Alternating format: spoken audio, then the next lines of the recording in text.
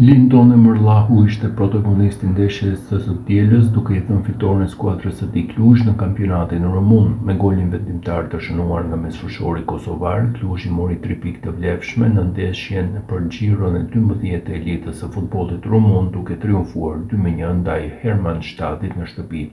Pavarësisht se mysafirët kaluan të parët me epërsi në minutën e 10 me golin e Dragos, Cluji reagoi shpejt. Luis Munteanu barazoi rezultatin në minutën e 24 për 1-1, me të cilën u mbyllte pjesa e parë.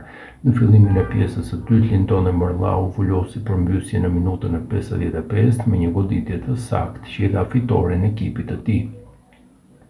Lojtari I Kosovës u zëvendësua në minutën e 85 pas një paraqitjeje shumë të mirë, ndërsa Meriton Korenica u inkuadrua në lojë në minutën e 61.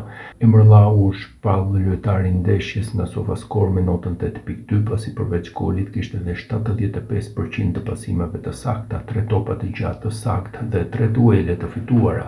Ky ishte goli I tretë sezonal për 22 vjeçarin Emrllahu, I cili në këtë edicion ka regjistruar të një asist, duke u konfirmuar si një nga lojtarët më të rëndësishëm të Clujit në mesin e fushës.